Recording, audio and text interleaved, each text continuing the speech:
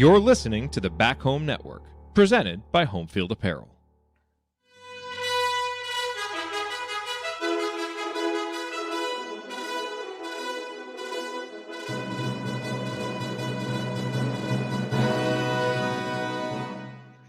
And welcome, Hoosier fans, to another edition of Assembly Call Radio, where each week, or whenever we feel like it, we discuss the most important topics in the world of Indiana basketball. This is the 186th, give or take an episode or two, episode overall of the Assembly Call, recorded on the evening of September 25th. I'm your host, Andy Bottoms. And let's begin this edition of the Assembly Call, how we begin every edition of the Assembly Call, and that is with our Hoosier Proud banner moment. And Indiana is the national champion. When it comes down, Indiana will be champion. Smart takes the shot.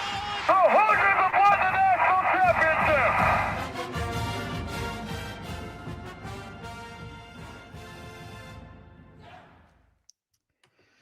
All right, well, this week's banner moment, I think if you want to look from a basketball perspective, practice began this week and started to see a little bit of coverage of what the team is doing there.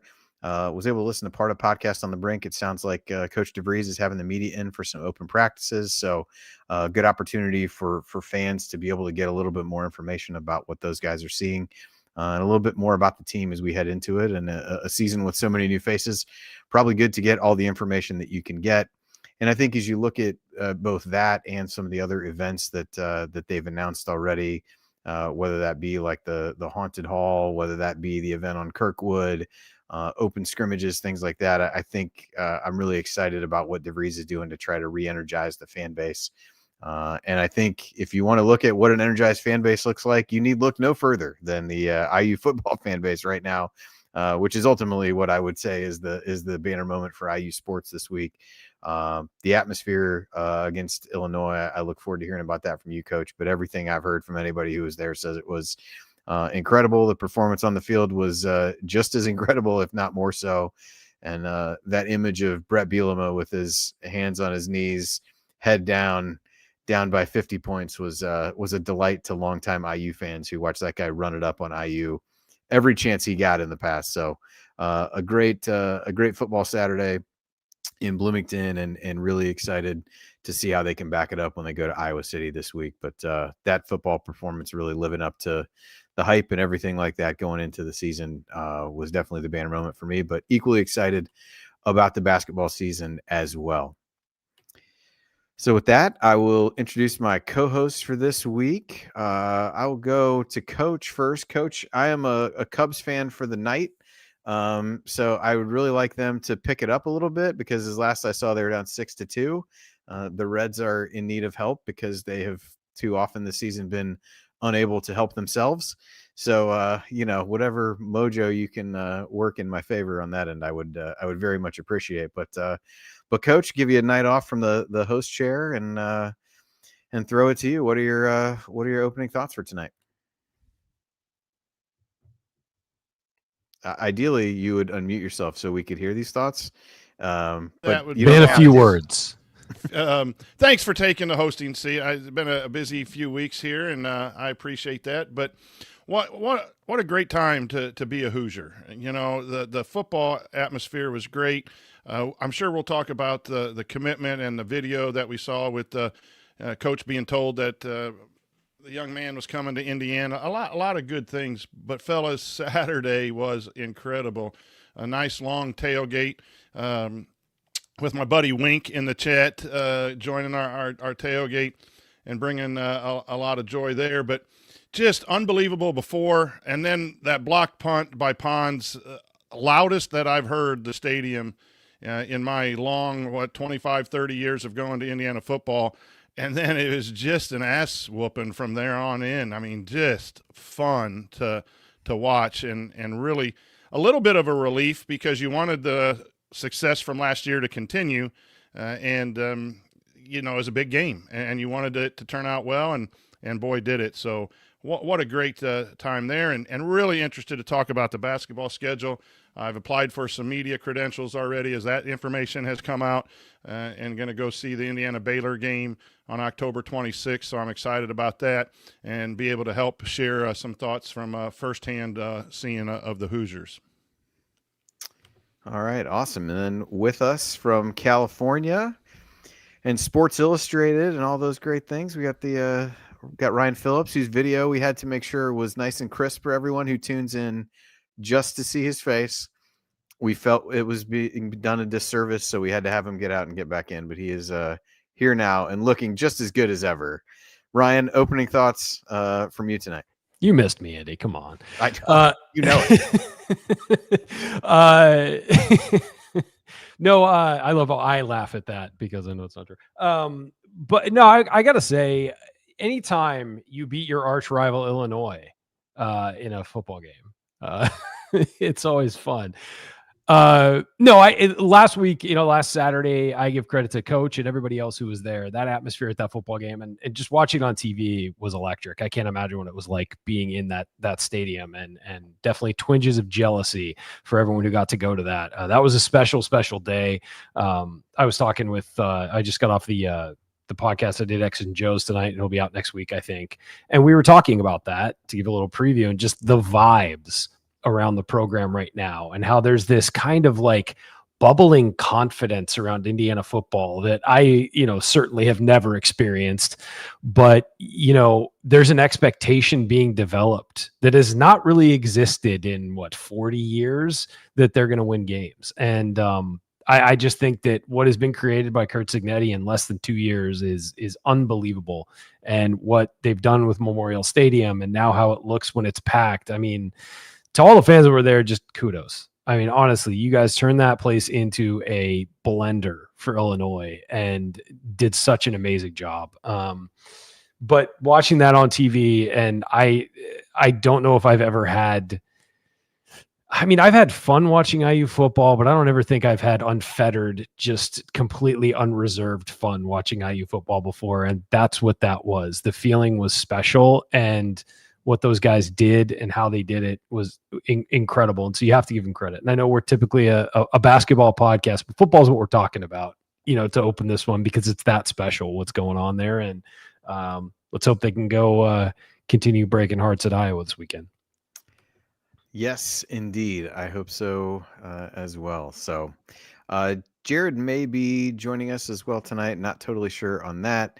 But as we look ahead to the episode, we are going to talk a little bit more about football in the first segment. Also, we'll get into a little bit of the Chase Brandham commitment. Not a full breakdown since he's a 2027 kid, but it's certainly exciting news for Coach DeVries on the recruiting front. So we'll touch on that. And then main topic of the show is really going to be looking at the schedule. That's come out since we were together last. And so we can kind of look at how that lays out for IU. I think there's some sections of it that are pretty positive. There's some sections that are pretty tough, and everything in between. So we'll talk a little bit about that, revisit a little bit of the non-conference schedule as well in terms of where some of those teams rank and what that looks like. And so we'll hit all that, and who knows what else tonight on the assembly call. But first, let's talk about our presenting sponsor.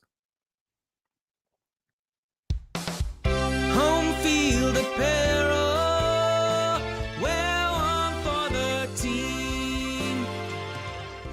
In this edition of Assembly Call Radio, just like all shows on the Back Home Network, is presented by our friends at Home Field Apparel, where they have the largest collection of vintage IU apparel that you'll find anywhere. It's not just IU. Home Field has unique, interesting designs printed on the softest, most comfortable fabrics for over 150 colleges and universities, plus plenty of other brands like Little 5, IndyCar, The Fever, and more. And so as you look to football season, they've had their platinum boxes. They had a new IU collection roll out. They had a bunch of corduroy hats drop today. Really, they do football season right. There's always something going on and always something exciting there. So would encourage everybody to make sure that you're checking out what they have, and make sure that you sign up for their alerts, because a lot of times the best stuff can sell out quickly. So you want to make sure that you're following them on social media, you're subscribing to the text and emails, and just making sure you stay up to date. I know for me lately have not don't think I've bought anything IU lately. Did buy some Dayton stuff as for my daughter. Took advantage of a sale they had going on there, so got a couple things there, and certainly have plenty of IU stuff. We'll be wearing the the kind of the flying IU that's been lucky so far for the Hoosiers. So I'll have that on again on Saturday.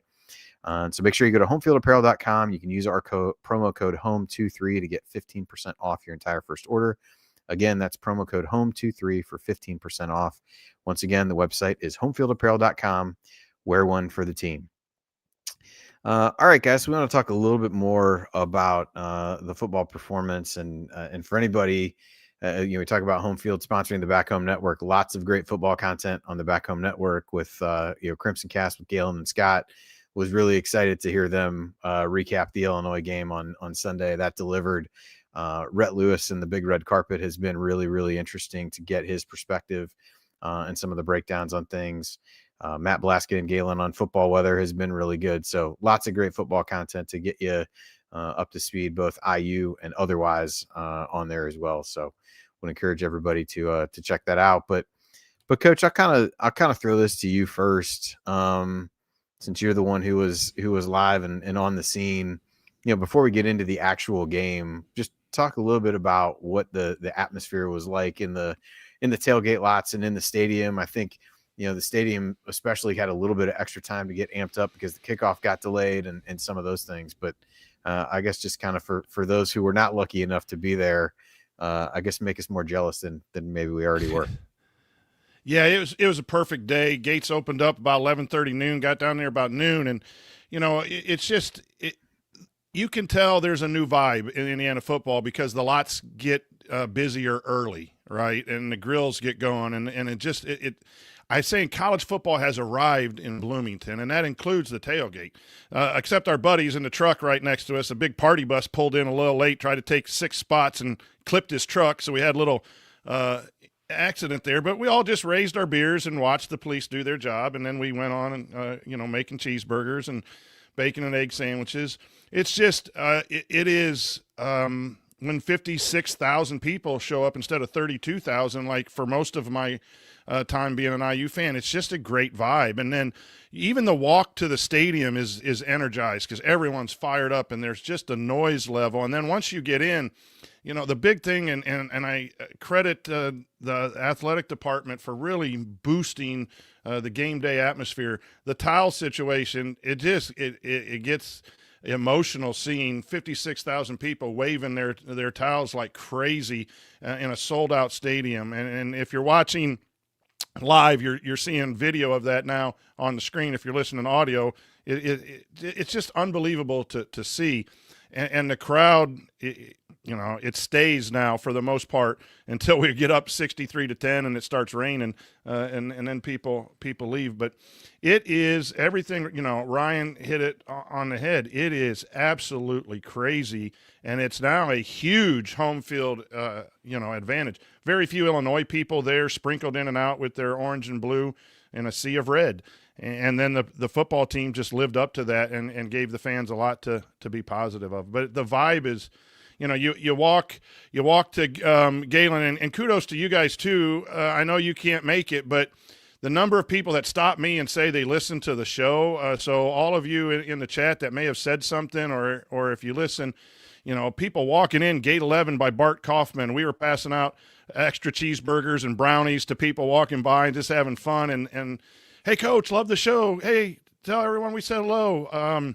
It's just awesome what we do. I want to pass that on to you guys. And then, it's so fun. It is just so remarkably fun. Ryan, as you've been, covering sports for a living, is there a parallel that you have been able to think of for something that was so bad, so disappointing, that has turned as quickly into what it is? Is there anything that you remember covering or that's kind of happened in your time doing that would be in any way a parallel for it? Because I really struggle to, but I sometimes worry that I'm too close to it, and I probably think it was even worse than maybe it really was from being at so many games and different stuff like that. Just curious to get your perspective. Yeah, I mean, the only parallels would be the Cubs winning the World Series, but the Cubs had a slow build to be good enough to win the World Series, or the Astros when they were really far down, and they those were slow builds. This was a flipped switch, and I guess we'll have to see how long it sustains, because there have been teams who've been good for 1 year. Like Iowa State had a really good year a couple of years ago, and then Matt Campbell's done an okay job there, but this was a complete 180 that feels like it's going to continue to be at least good, if not great. And so, yeah, there are a few parallels. I remember a couple of years, about a decade ago now, Leicester City won the Premier League out of nowhere, but they were decent, they were okay. And then they won the Premier League. It's really hard to find a parallel of a team that was, plenty of people thought that was the worst Power 5 program consistently over the past, because they never really had very small, highs if they had a decent season, and the rest of it was just misery. And then to go to college football playoff, have everybody say, well, you didn't play anybody, you didn't deserve to be there, and then back it up by starting off the season the way they've started off, with the atmosphere they've created, with the vibes they've created around the program. No, I don't think that there is an obvious parallel to this. And it's been so impressive what Curt Cignetti's done, and what the athletic department has allowed him to do, to be quite frankly, because it feels like they came in and said, just do what you have to do to win, and bring in all the players you want to bring in, and go, chase certain people and all that stuff, and create the atmosphere you want to create, and create the program you want to create. It's impressive. It's incredibly impressive. And there's a reason why people across the country are taking notice of Indiana now. And they did last year, and it felt like last year, though, Indiana was a nice little story. It was a nice story. Like pat you on the head and good job. Yeah. Now go to South Bend, you'll get your ass kicked, and we'll all go back to living our normal lives. Yeah. But this is different. And to see it sustain and see the year start, obviously 3 games that they're supposed to win, did what they were supposed to do. Then they welcome a top 10 team to town and just kick the snot out of them. Now, I will say, if they go on the road to Iowa and lose, people will be like, yeah, they weren't for real. That because you're giving them the excuse to, but that doesn't mean that what they're building there isn't sustainable, because I think it is. And I think that what he's building and what he's done and what he's been allowed to do there is, and I was talking to Bob and Mike about this.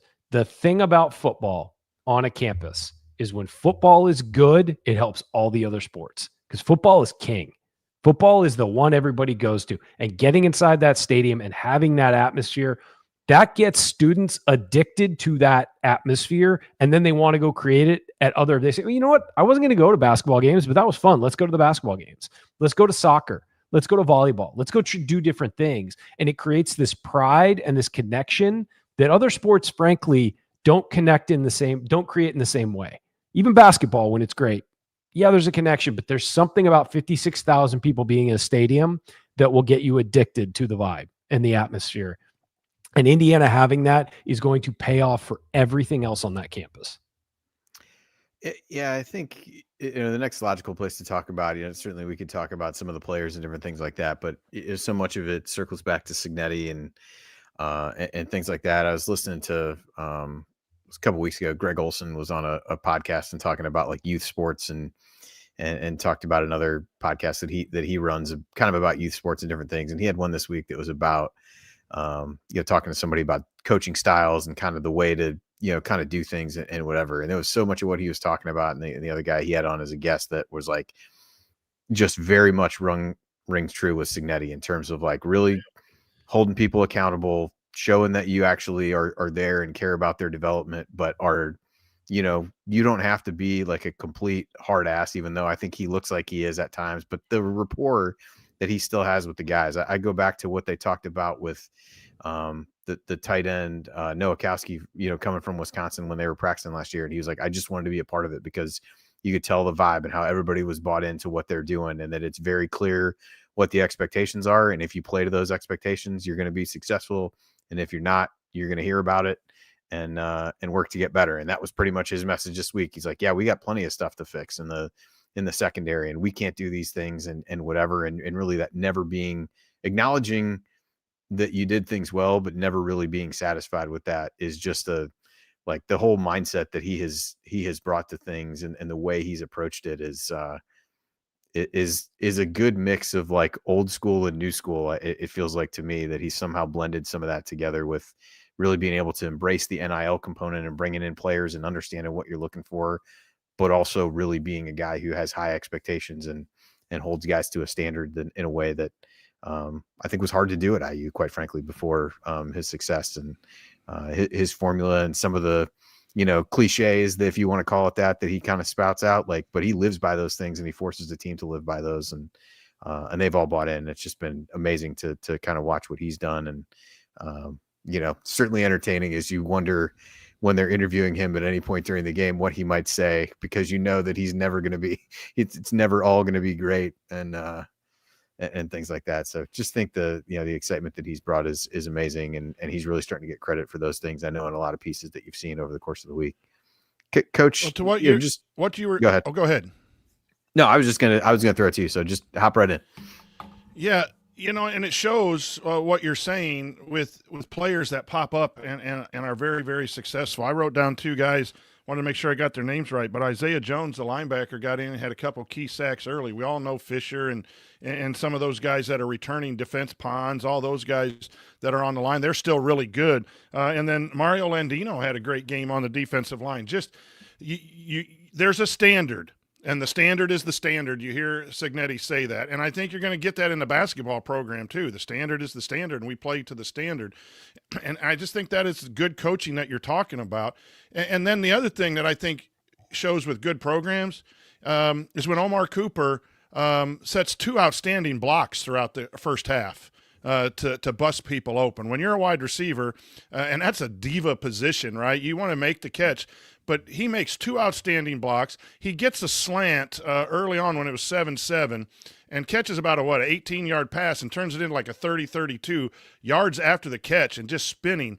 What great effort. And that is what is required by Cignetti. And then that builds trust, too, in the program. Yes, there'll be days when we turn the ball over and we lose and score and it doesn't work out. But when you do the little things, and as a fan, you see one of your best offensive threats doing the little things, and when you see some unknown players coming through and stepping up and paying attention to detail, and a coach then who holds people when they jump offside or they miss a coverage deep and give up a long pass, there's quick accountability. That is really, really impressive as a fan as well when you see that. And I think that's why the results have been what they've been since Coach has been here.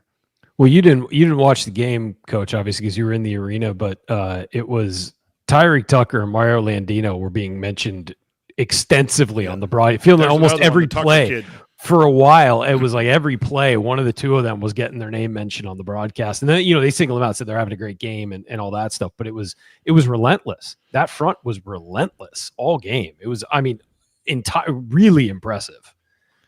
One of the best things is the drive, charting the drive or whatever on Crimson Cast. And it was 4 plays punt, minus yards. And they had minus 7 yards in the whole third quarter.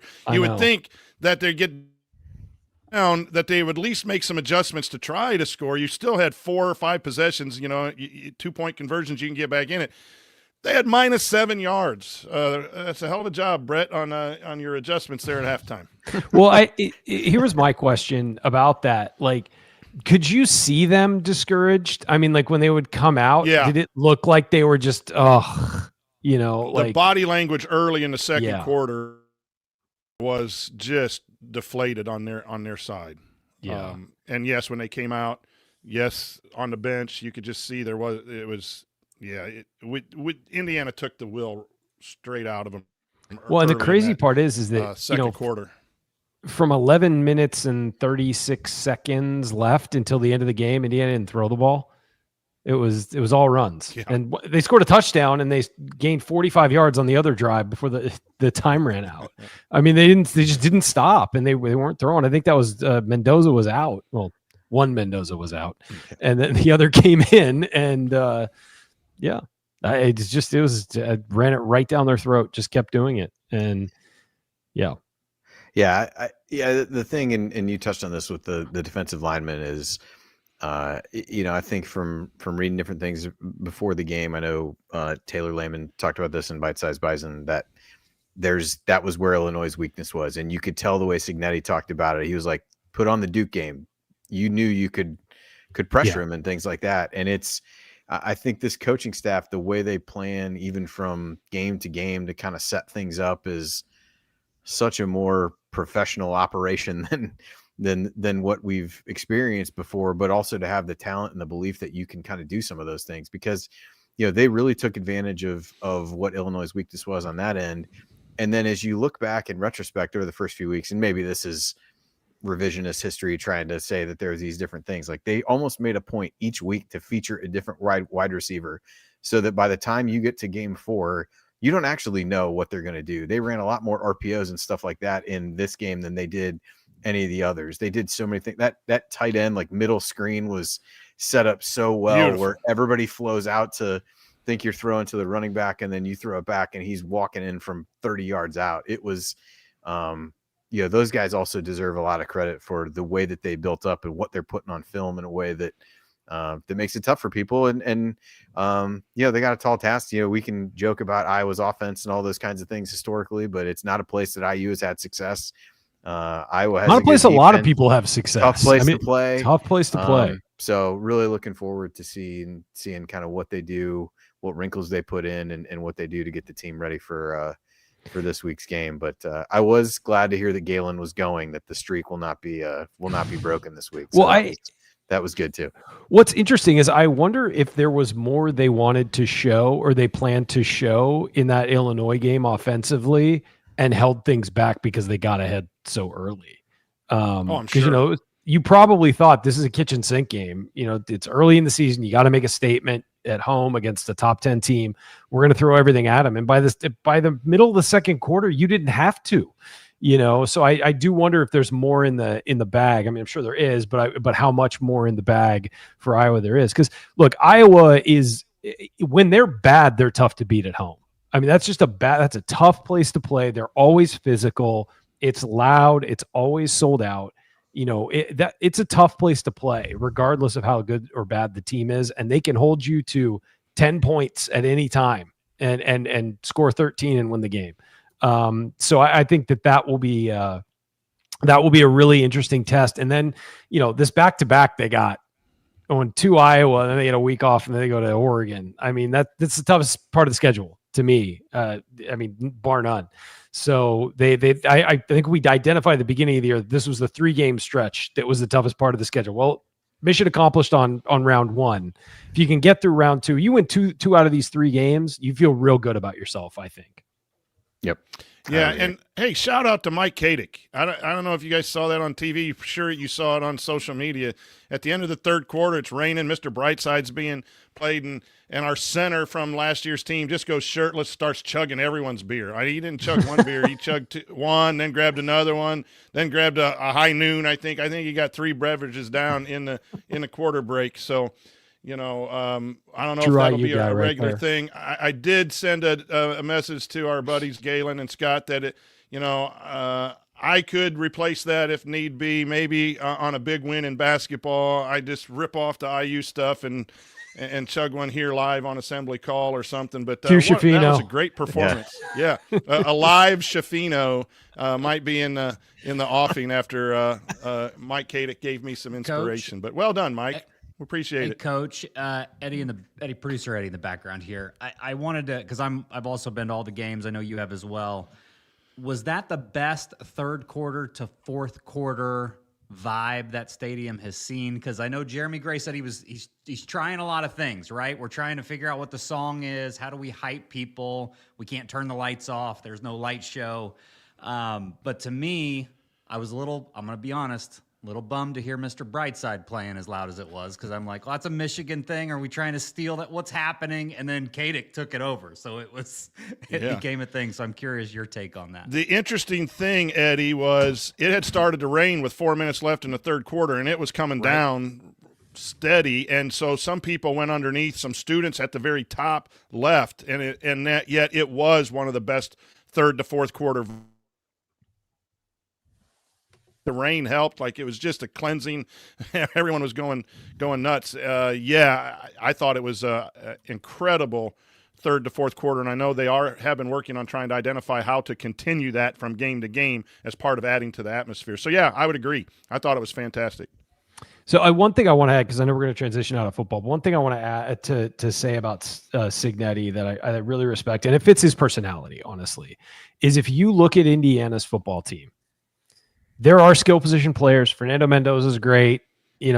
Last year, Curtis Rourke was great. Like, you've got these guys who are, you got Pons and these other. His two teams last year and this year have been built through the lines. And if you build through the lines, you can beat anybody. And that defensive front and that offensive line have dominated everybody they've played outside of when they played the big teams last year. That's how you build winning long-term football teams. And that was the first thing he did when he arrived. And he continues to do it, whether it's through transfer or recruit, is build this pipeline of a monster front defensively and an offensive line that can maul you on the run and protect against the pass.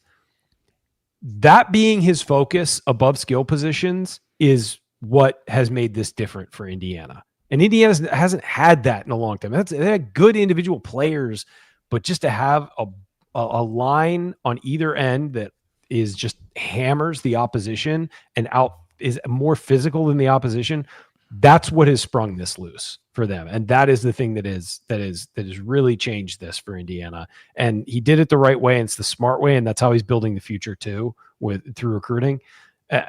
He has a chance to sustain it. If you can win on the lines, you can win in college football, and he has a real good chance to sustain it. Yeah. All right. Well, let's transition to basketball. I wanted to talk the commitment that IU got on that Saturday, on that Saturday night. Chase Brandham, a 2027 guard from Missouri, had been committed on his official visit, had taken an unofficial in May, and so he is. At least as I'm reading what Inside the Hall wrote up, he was the number 43 player nationally in the junior class on the 247 composite. Really said that it felt like home, but did have a strong list of scholarship offers that he picked IU from.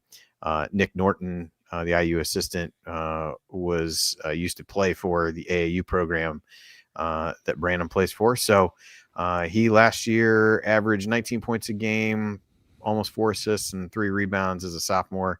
And so, put some accolades up there, 4-star guy. Ryan, I know not typically one where we won't get into full blown like scouting report, but just real quick, anything in particular intrigue you about him as he comes to IU? He can shoot in a couple of years, I guess. Yeah, he can absolutely shoot the basketball. I watched, some collected highlights. I haven't gone deep on this, but he's a guy who, he's listed as a point guard. I wonder if he'll be more combo, can play off the ball and shoot and also handle the ball. But he can absolutely shoot the ball. He's got a real good head for the game. A lot of on his film, you see a lot of back cut layups because he just analyzes the defense quick, knows where he's going and goes. And I think that fits what Darian DeVries wants to do. Shooting, heady player, can get back, will backdoor you if you overplay or you stop paying attention.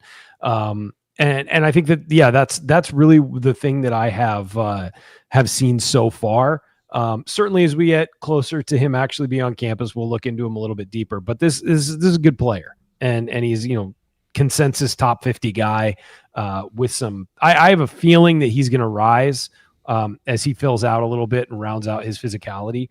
But at about 6'4", it'll be interesting to see where his future lies, if he's going to be an off guard or a point guard or something in between. But definitely a guy who can absolutely hit shots from the outside. And we've known how DeVries is building this roster. You got to be able to shoot the basketball, and he certainly fits that role. We've taken a little bit of step back from analyzing all the potential recruits and that, and leaving that up to Alex and other sites to analyze that about who may come and who's visiting and all of that.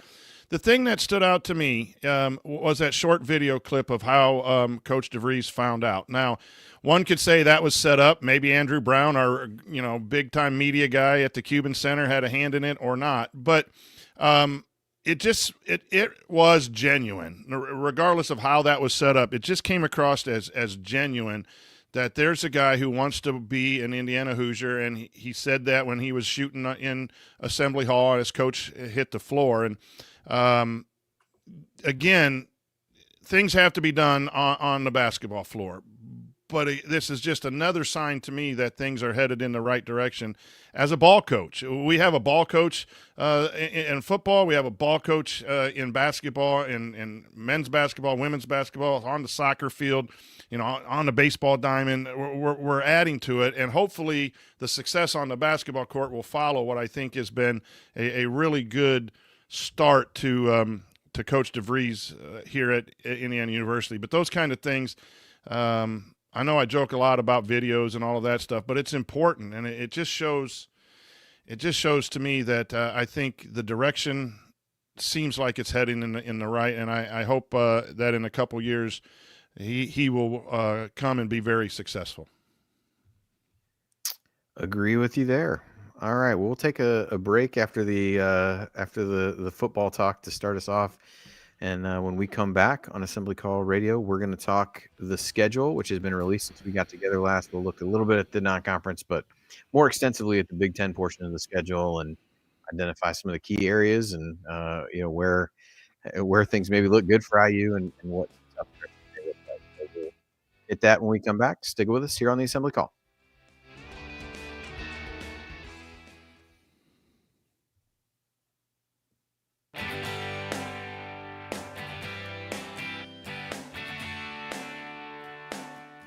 Hi, this is AJ Moye. What's the only thing better than upsetting Duke in the Sweet 16? Celebrating it with friends afterwards. Join Jared, Andy, Ryan, and Coach for the Assembly Call after every IU basketball game. Go Hoosiers! All right, welcome back to the Assembly Call. I'm Andy Bottoms here with the coach, Brian Tonsoni and Ryan Phillips, and wanted to talk a bit. I know you guys were on here a couple weeks ago, I think, and not long after that, the full schedule was released, not with game times or any of that, but at least the schedule from a Big Ten perspective. So we now have a full look at what IU's schedule looks like. We talked about the non-conference a little bit earlier. Just go over that quickly here. Big games to know. Second game of the season is in Chicago against Marquette. The next big game after that is on November 25th at home against Kansas State, who, some of the rankings, like the Evan Maya rankings came out. Torvik is out. Like Kansas State's around 60th in both. Marquette right around the 50 mark in both. If you want to look at really early bracketology. I'm surprised Marquette's that low. They lost a lot, and they've really gone heavy into the not bringing in transfers and kind of building. So could be a rebuilding year for them, but Shock has done a good job of getting things rolling there. So it may not be, but I think the quick look is they lost a decent amount of talent with Cam Jones going to the NBA, but I think probably will outperform that. If you want to look at Lenardi's early bracketology, he's got Marquette as a first four out and Kansas State as a next four out. So both kind of bubble teams, at least according to his projections. And those rankings of, around 50th, around 60th probably support that as well. And then the two toughest games in the non-conference come on December 6th when IU takes on Louisville in Indianapolis. Louisville ranked 11th in Torvik, 19th on Evan Maya or Mia. I probably don't even say it the same way both times, but a 5 seed according to Lenardi. I've looked at a bunch of kind of top 25 rankings. They average out to about 12th, and then you look at Kentucky. The Saturday after that, they announced a game time for that today. So it'll be December 13th at 7:30 p.m. So night game at Rupp Arena. Kentucky 14th and 10th in those rankings I talked about. Average out to around 10th. Anybody trying to go to that game? We already have plans with some of our friends here who are Kentucky fans. I would like to go, but we kind of made plans to watch it with them, and I don't know. I think I might just go to price for that's going to be. So I might just go to Lexington, stand outside the arena. I don't know. See what happens. There you go. Good choice. Yeah, I think so. So those 4 games really the big ones. The other one, Coach mentioned that he'll be there for this October 26th. IU's going to take on Baylor. I believe that's in Indy, Coach, and Baylor kind of in the middle of the road between where the Louisvilles and Kentuckys are. And, they're 34th and 33rd in those rankings. So right around that mark, projected as a 8-9 type seed. So I think that'll be a good early test. Now, we learned last year not to take too much away from exhibition wins because the win over Tennessee got everybody really excited, and we don't need to rehash where things went from there. But I think but I think that's at least something to watch for. So it'll be a good early barometer for where IU is. And really the other non-conference games, nothing super exciting. If you look at those rankings, the highest anybody is Siena, who's 168th on Torvik, 195th on Evan Maya. Incarnate Word is right around 200th. Bethune-Cookman, a little inside 200 on Torvik, outside on Evan Maya. And Milwaukee, picked by a lot of people, or who I think will be at least one of the favorites in the Horizon League, is another one, but they're outside the top 200 in both. So, those 4 games, as we talked about earlier, really the most important of the non-conference games. And so, Coach, I know we've talked a little bit about that, but as you've kind of seen more of how things came together, any additional thoughts that you have about how the non-conference shakes up before we get into the Big Ten portion of the schedule?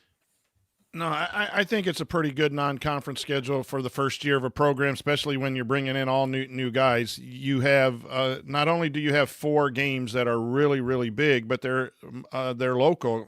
Kansas State not so much, but you're getting back to the rivalries of Louisville and Kentucky, which are good for your basketball program to play and measure up against too, but it's also great for the fan base, for something to look forward to. And then, getting started against Marquette, yes, they're rebuilding, but they're well coached. And I think, those are good things. And I think there's enough outside of those top 4 to not like derail a net ranking or, the quads or all that. I think it's going to be okay for your strength of schedule down the stretch, your Sienas, as you mentioned, and Milwaukee's. I think there's enough of those teams that it'll be okay. And I love the Baylor exhibition, because it used to be you would have 2 exhibitions and you'd win by 30 or 40, and it was good to get stuff on tape and just get a feel for it. Now you have one of those against Marion, I believe, to start out. Is it Marion this year? Yeah.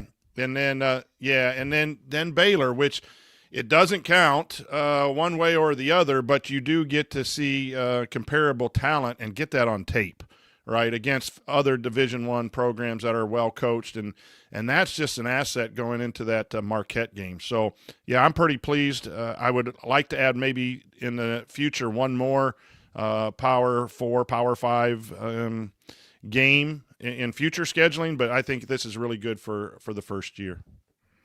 Yeah, to your point, if you look at the ones who are the kind of sub 300 teams that are there's 3 of those that are probably projected to be in that area. The first one is the opener against Alabama A&M. The second is Lindenwood, who is kind of mid-November. And then the other one is Chicago State, which is the last, or not the last game before Christmas, one of the last, it's on the 20th of December. So those are spaced out a little bit. You do have a few of those like really, really cupcake games. Anybody else is kind of in the 200-ish range, just nobody else in the, top 100 outside of those other games. So, as we think about the Big Ten, Ryan, I'll kind of throw this to you first before we get into the actual schedule.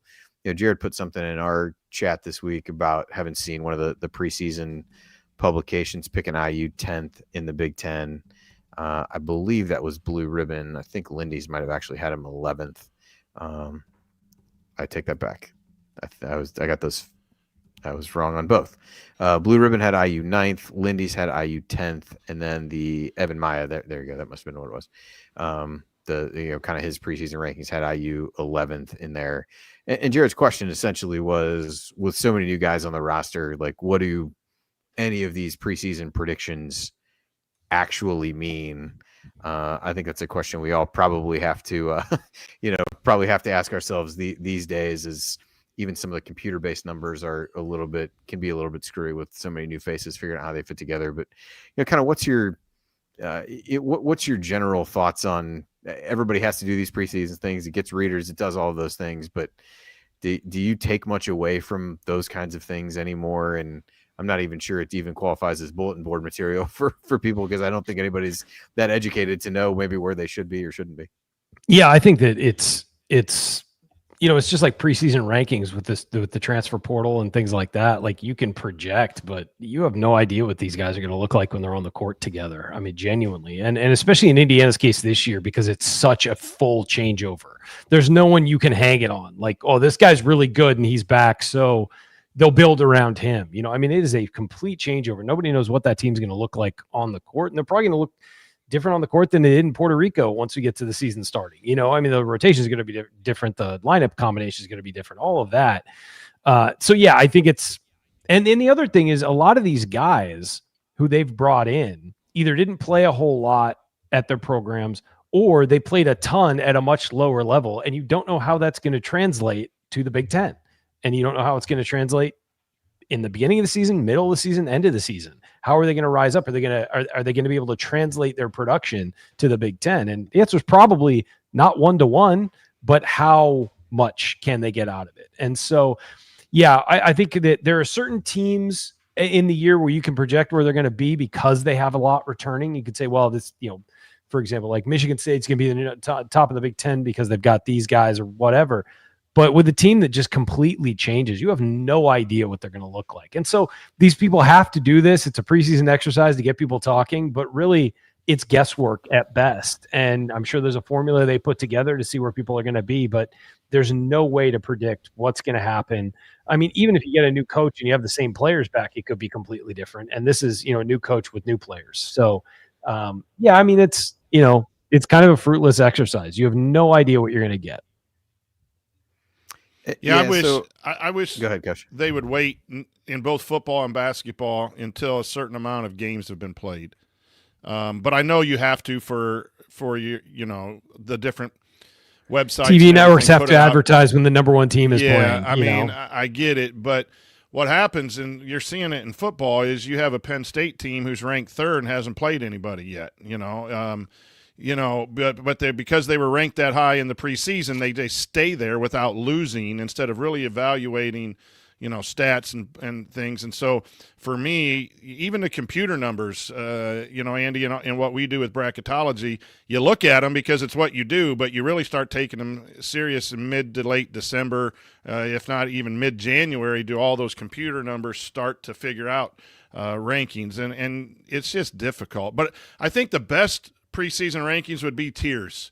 Look at what people say tier-wise. Who are the top 3 or 4 going to contend for the championship? Who are the next tier? Where does Indiana fall in the tier? And I think what you'll find, or where I would put Indiana, is probably anywhere from 6 to 12 tier. A team that could really pop and do well. A team that, if it doesn't mesh well with all the new players, could see fall into 12. And I don't think that's horrible, even with the Big Ten's going to be just brutally tough with the players and the coaches that are in the Big Ten now. So I would look at places and websites and TV shows that might tier things, and I think that gives you a little bit better idea than the actual number next to a team in preseason.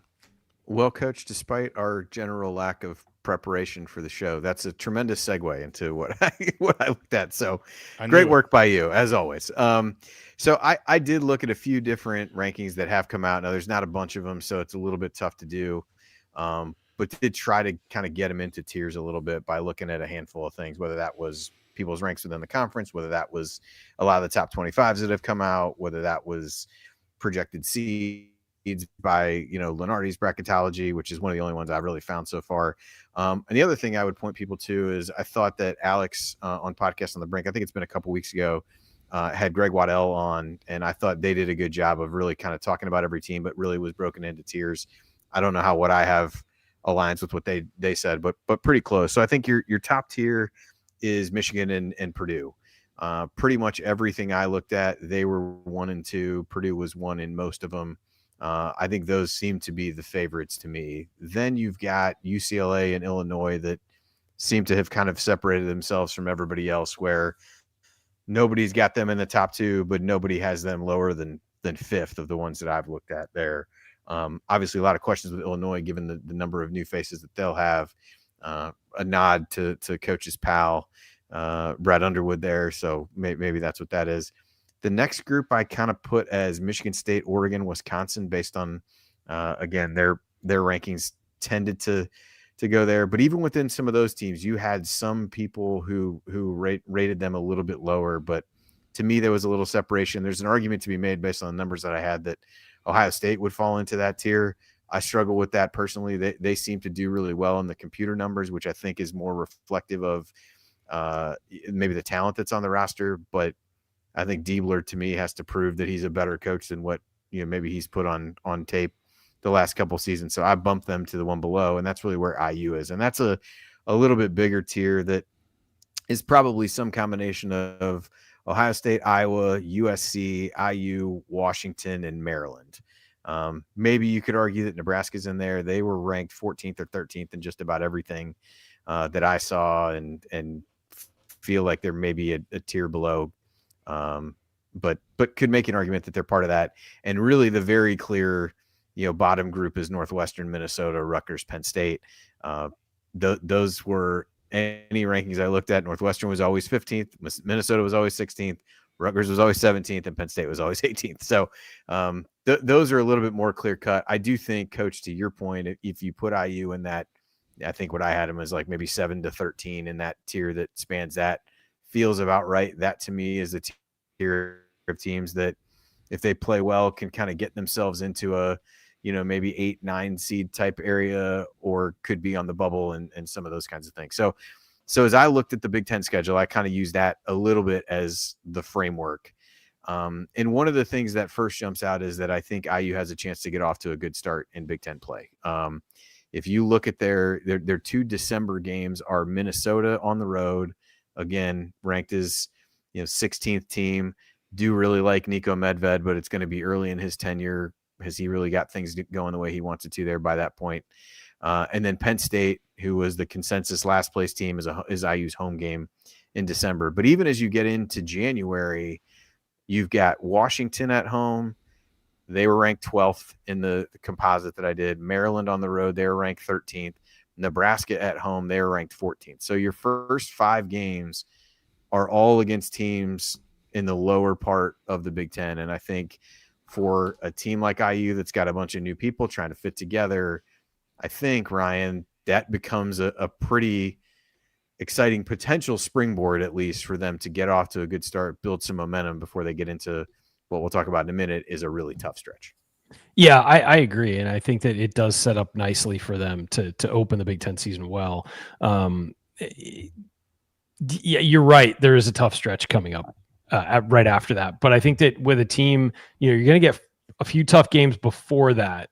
And then it's, mixed in there because you get Minnesota before Louisville. But I think that, and you get Kansas State in there and everything. But it's going to be really interesting to see how this team does play on the court, but getting that chance to kind of like dip their toe into Big Ten play a little bit before they face some of the top teams in the conference is going to be, I think, incredibly beneficial to them, as opposed to just getting thrown to the wolves right away. And if you do that, you could lose your confidence, you could sink, you could, kind of have, some after effects of having a rough game and have that spill into playing a worse team and maybe faltering there. So I agree. I think it's great that they start off quick. They could start off quick. Yes. Yeah. So then there's a 2-game stretch that we'll hit briefly, which is notable for a reason I'll give in a minute before we get into the really tough part. After that's first 5, they follow that up with at Michigan State. Michigan State, one of the other teams, they have a double play against Purdue and Minnesota are the other two. But they, so they go to East Lansing and then return home to face Iowa on January 17th, which nothing formal has been announced, but I think we all have hotel rooms. So it feels like a good time to say that that's fairly certain that's when the meetup will be. It's in pencil. Games. It's in pencil, but it's circled very darkly in pencil at this point. Yeah. So we're thinking January 17th, Saturday game against Iowa. Don't know the game time of that or any game yet, but that's what that looks like. So, that stretch there. And then, Coach, we get into a tough stretch that runs from a 9-game stretch from January 20th to February 20th. They go at Michigan, at Rutgers, home to Purdue, at UCLA, at USC, home to Wisconsin, home to Oregon, at Illinois, at Purdue. So you got a 9-game stretch there. 6 of the games are on the road. 6 of the games are against the top 5 teams in the league. Plus you throw Wisconsin in there, which thankfully not at the Kohl Center. So this is where, Coach, I think you hope that you've been able to build some confidence in the early part of the Big Ten schedule that we talked about, that hopefully is enough to give you some juice as you head into what is an incredibly tough stretch with lots of great opportunities to pick up road wins, which we love from a bracketology perspective, but a lot of really tough games in that month-long stretch there over that time period. Yeah, and you want to take care of home court, and you got a couple tough games, with Purdue and Oregon sitting in there, and possibly even like Michigan State at some point. But you hope that that momentum you gain early. And if you can go 2-2 in the big games in the non-conference, you're 9-2, and then you win those first 2 games in December. Nothing's guaranteed at Minnesota even. But you're sitting 11-2 at the start of the new year with some games to get started. That will build momentum, and then you just want to pick off one or two of those games on the road if you can. And if you're going to lose at home to a top team, not a team that will look at like a bad loss. But I'm looking at 11-9 type of record, 11-9, 12-8 possibility, and maybe that's the ceiling. And if you're 9-2. That puts you at 20-11 going into the Big Ten tournament, and I think that puts you squarely in the tournament. And I know someone said that so this team won't finish better in the Big Ten than last year, but you also got to say it's a new program starting over. You gotta have a little bit of leeway with that, I believe, and making the tourney would be huge. And I'm more concerned with that than I am with the position in the Big Ten.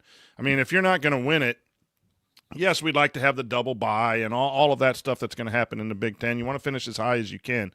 But the number in these mega conferences doesn't mean much to me. It is, do you have a quality enough wins to get yourself in a tournament and try to get a win or two and build some momentum for recruiting and getting the next year's program in? And with this schedule, I think Indiana has a shot to do that. No guarantees. Yeah, Ryan, thoughts from you on that stretch, and will you be attending either of the West Coast road trip games to USC and UCLA? I don't know. I would definitely try.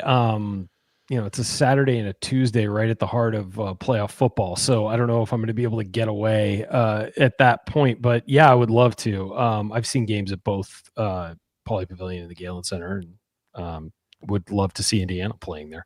I think it's a brutal stretch. I mean, there's nothing you can do about that. You play Michigan at home, maybe you feel like, we could, get Dusty May in his second year or whatever, but at Michigan's tough.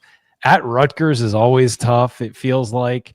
And then, you're playing some of the top teams in the conference, Purdue twice in that stretch. It's brutal. And the ones you get at home are not the ones you really would like to get at home. You'd really like to get, Michigan at home. You'd really like to get Illinois at home. Some of those better teams you'd rather see at home. So, we'll see, man. That's going to be just, as slow as we said the start is. That is definitely getting hit over the head with Big Ten basketball there. Especially with classic Big Ten opponents like USC, UCLA, and Oregon mixed in. Just sure, classic. Sure. A lot of storied rivalries there. Don't forget, West Virginia went into Allen Fieldhouse down 2 of their best players in a conference game and one on the road. So, I'm not saying it can't be done, Coach. It's just a lot in a short stretch of time for those guys. So, yeah. The one thing, just as you talk about the quality of some of those road games, show up backwards. You look at what? Go on. No, you're good enough. You're fine. I think she got it. So, so what you mentioned, Ryan, is that some of those games would be nice if they were at home. You look at IU's schedules, so they have double plays against 2 of the top 5 teams if you against in Purdue and Michigan State. And then the other 3 top 5 teams are single plays, but they're all road games against Michigan, UCLA, Illinois. So didn't really get a lot of favors done. The home games are a little bit more heavily weighted toward the middle and the bottom of the league. So that definitely doesn't help you. But I think from a certain standpoint, obviously quantity of losses can matter, but you don't have a lot to lose going into some of those road environments. And can you squeak out steal a win here or there? And it's with this team, it's pretty hard to speculate what that might look like. But the upside of playing 4 or 5 on the road at one point in that stretch is that you got to have home games to make up for it at some point, and that's where the end of the season comes into play. They finish home to Northwestern, home to Michigan State, home to Minnesota, so 3 straight home games. So they'll be at home for really the better part of 2 weeks at that point in the season, which will be nice. I don't really remember the last time they would have had 3 straight conference home games at any point. So good opportunity there against a couple of the lower teams in the league and Michigan State at home. And then the finale is at Ohio State. So again, color me a little skeptical on the Buckeyes. So who knows what they might look like by that point. But do have some opportunities there at the end to get yourself in a favorable spot. So I think a lot of it really comes down to, what can they pull off during that 9-game stretch in the middle, and then kind of see what happens after that. But Ryan, any other thoughts on or Coach, you can go first. Any other schedule thoughts? No, I was just going to ask you guys a question. Of those tiers, who's going to fall? Like every year, like right now, you say the 3 top teams on the road and the 2 doubles and all of those things, but usually someone in the top 5 has a bad year, has a key injury, and it falls down. That game becomes easier in February, right? And then there are teams that would be in that tier that you put Indiana, that 7 through 13, that pop. And there's generally someone in the bottom that won't pop to the tournament but will be dangerous, that we're counting on being easy games. It happens every time I do this exercise through the schedule. I was just interested on who you think might drop a tier or raise up a tier 1 through 18. My picks on that list would be UCLA or Michigan. For some reason, it's just a vibe I get. I don't know. Dusty May's second year, I think maybe kind of falls down a little bit from where they were last year. UCLA, Mick Cronin has kind of had one foot out the door for a while, so I know he's got a lot of players coming back, and they're excited about their roster. But something's just off in that situation, and things just aren't good at UCLA in general right now. So I don't know if that's going to bleed over to the basketball program. But those are the 2 teams that stand out to me that could take a step back this year. I'm interested a little bit in Michigan State. I think they're going to miss some of the guys that they really relied on a year ago, whether that was Jaden Akins, Jace Richardson, Trey Holloman. All those guys are gone, and you're asking a number of guys to step into significantly bigger roles than what they had before. They do have some transfers. I think Izzo's been somewhat odd about the whole concept of that at times. And so how do those guys integrate? Because they have a couple there that I think they're really counting on to be able to step in and play well. So the mitigating factor there is Izzo, obviously, as you try to figure out what they may look like. So I think they might be one that would fall a little bit. Iowa's a pretty big unknown with, Ben McCollum and what that looks like. So I don't know that. I think they were one. It seemed like people kind of stuck in the middle because they had a hard time trying to figure out what to really do with them as you look at it there. I was a little bit surprised at how low Maryland was in the rankings, just because I think there's probably at least a floor with the Buzz Williams team and a level of toughness that probably plays well in the Big Ten. But you also have a completely new roster. He did bring some guys over with him from Texas A&M. So, for them, not completely new. So lots of new faces there. But when I averaged it out and they were at, 13th in the league, that struck me as a little bit odd. And then USC, I think, is another real wild card with, Musselman was a guy who you look at how you do these preseason rankings with teams that have whole new rosters. He was one that for his time at Arkansas generally had a pretty good track record of being successful doing that. That wasn't really the case his last year at Arkansas as much. Wasn't really the case last year at USC. They won a few games here and there. So maybe there's questions as to whether that, he's still got the magic touch with assembling rosters that way.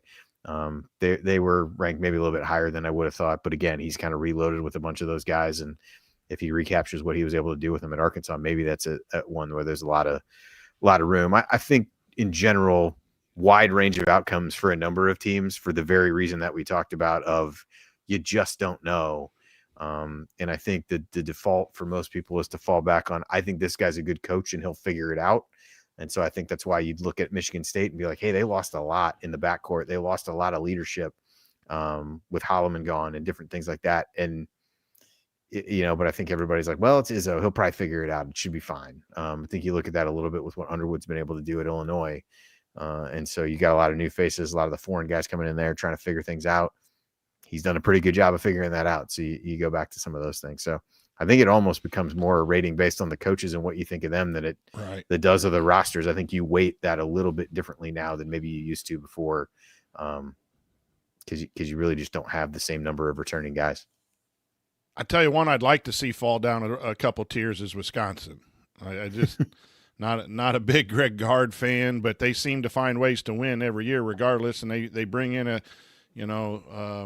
players that you don't know about, and then they become all Big Ten or Big Ten Player of the Year type things. And then those teams at the bottom are always fascinating because there are good coaches down there. Peichel is a good coach, and Collins at Northwestern, like they can pop you when you least expect it. That's what makes the Big Ten so challenging. And then the other exercise that I do with the schedule is where can you get your 4 road wins? Like, can you get 4 road wins?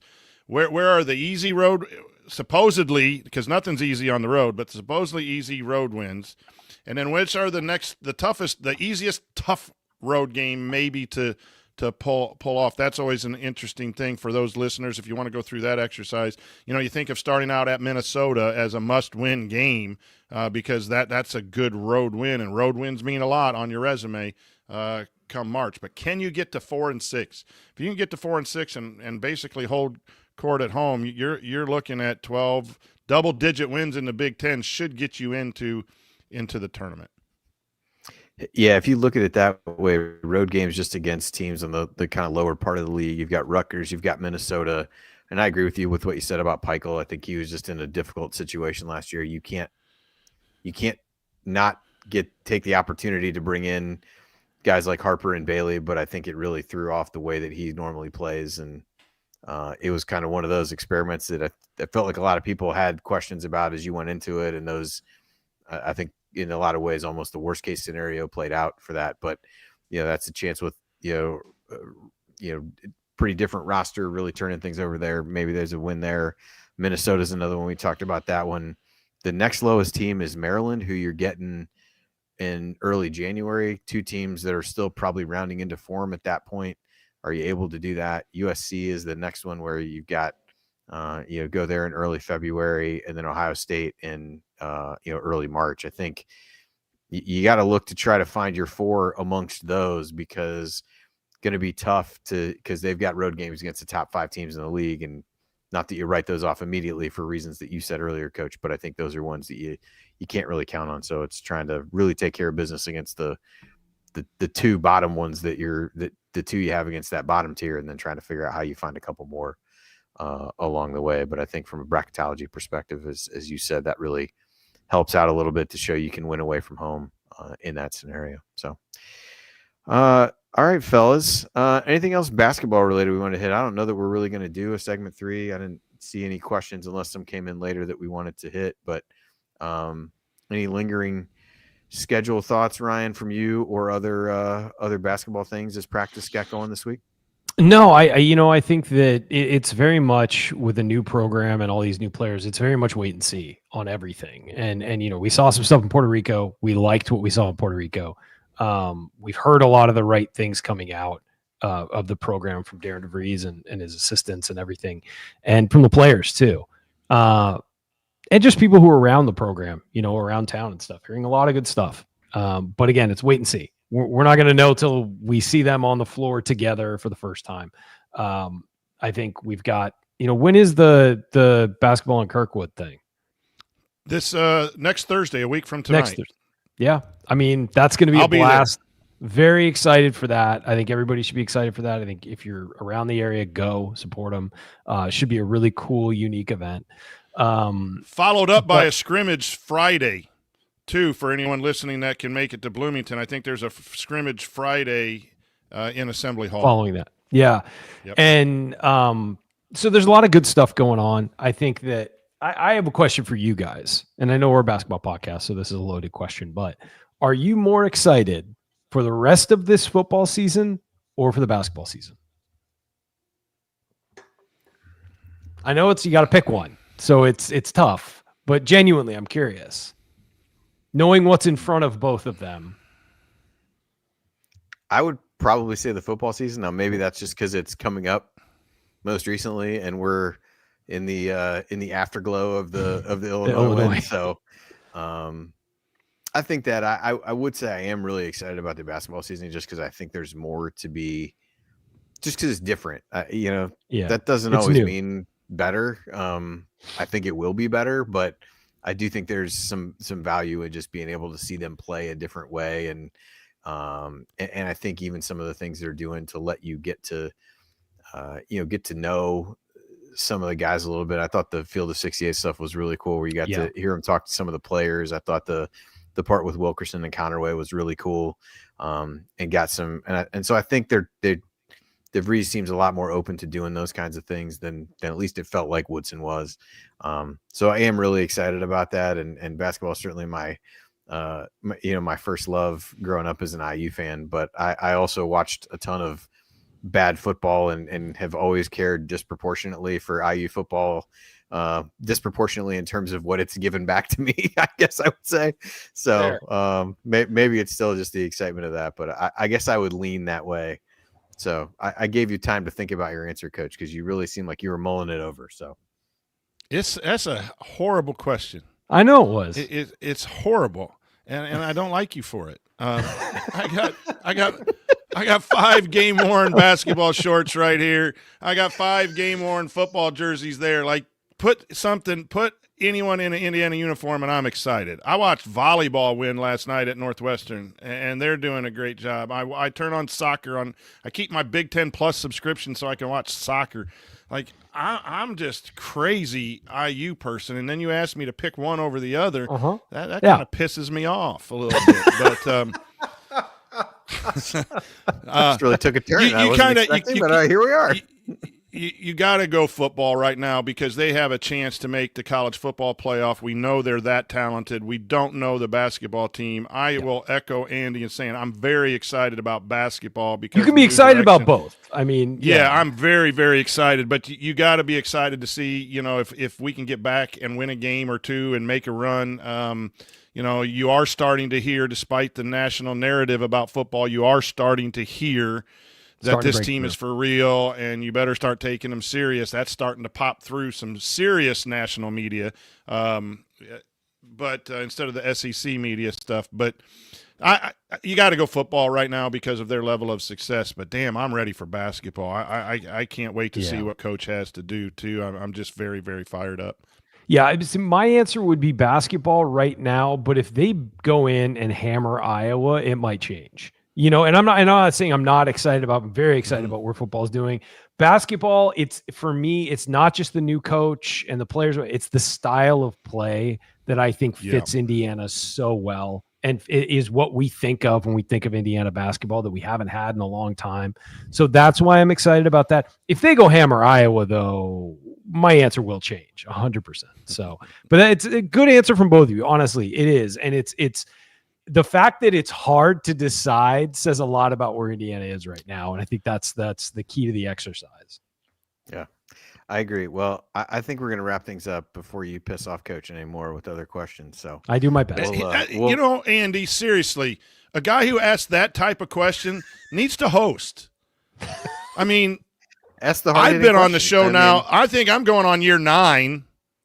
Maybe 10 since I was behind the scenes a little bit, and he's never hosted the show, but he comes on and asks just a really crappy question at the end.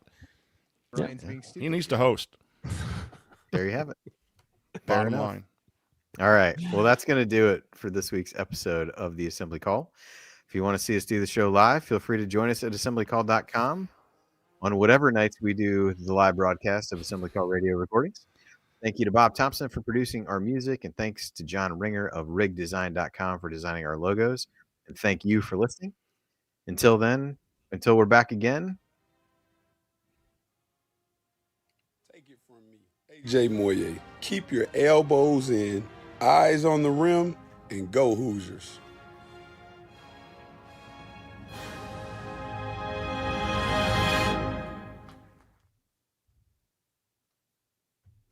All right. Good stuff. Thank you much. Very good. Eddie, thank you as always. Thanks for listening, guys. Everybody. For sure. All right. Well, All right. we'll talk soon. Coach, Have a great weekend, yeah, I was gonna everybody. say Coach will be in Bloomington for. Are you going to the scrimmage too on Friday then? I know I have tickets to Jim Gaffigan up at Butler University. Had him for over a year, and then they scheduled a that one most is Midwestern Mrs. man on Tonsoni the is planet. mad if I don't, if I don't go, and I want to go as well. So Yeah, I'm not gonna be able to go there. That's Eddie, everybody. Yeah, this is me. Hello, Eddie. To Coach's point, they did announce the boys basketball team at the Illinois game, and it was an odd moment because instead of like usually the roars of like, oh, it's the basketball, everybody's like, all right, cool, can we get back to football? Can we? Well, and also there's not like a Cody Zeller returning that everyone's going to get fired up for, you know. They're all just so. like, oh, we don't know these. Like people beside me are like, we don't know these guys. Let's move on. Can we move on to the actual football game? So yeah. It was an odd moment, but no, it's. I think people are excited. So that's a great question. definitely. All right, everybody. Cool. Yeah, we'll All talk right, this week. Maybe we'll do this again next week on one of these days. I know Thursday Coach is out, but we'll figure it out. Yeah. I could That go we will. live from Kirkwood. And So if where are they- if my dude gets me into the nice seats there at upstairs, it could be Coach with a cold beer announcing Kirkwood live. I got to get a hold of DJ Unique. Where are they actually doing the event on Kirkwood? You 'Cause know I'm where thinking I'm thinking a little bit the of outdoor- there's- yeah, it's just not very flat in parts of it. Where at least what I'm have pictured in my head. So I'm trying to figure I out how believe that's all the going to work. flattest is right outside Nick's, right? I would imagine Yeah. right there, starting at Nick's, going down right underneath upstairs, it kind of levels out. Yeah. When I was upstairs the last time, DJ Unique hinted at something like that would be a prime spot right outside there. He didn't confirm that. I can't confirm that, but I think that's where they'll have the court. The interesting thing is how are they going to control the crowd and how are they going to do things? It's going to be a very fascinating thing. They may have multiple courts where they do different things too. It's going to be. I took the day off so I can celebrate and have fun, and then wake up and drive back home. So, hey, sounds good. Well, All right, Coach, look I forward tell to you hearing what, about it. I'll meet you days. down there. I can meet you down there. I'll have the camera. We can do some live reporting. And that way Seriously. you don't have to do all the tech stuff. I'll just follow you around. I'll have a backpack on. We'll do the whole thing. I think that is a great idea. I'm not joking. Okay, let's do it. I've I got do time. that dumb live reporting on my phone, after I've had 8 beers at the tailgate, and then I talk into my phone and then put it out on social media. It's got to be better than that if you're around. Yeah, We're doing it. Could for really sure. be a test It's of your happening. editing skills. You may have a lot of stuff footage you need to get rid of. So that'll be I could do my Mike Katic impression. Yes, that would be a great time to pull that out. absolutely Awesome, everybody. Well, Well, I we're- look forward to it even more now. So It's happening. just when I you think thought it we've couldn't get solidified better, it. here we are. I do put the ass in the assembly call. So, and I'm very proud of that. You've always said that. And with I that, have always said that. And I And with live that- up to it. So, good night, With that, everybody. we'll wrap up. Good night, everybody.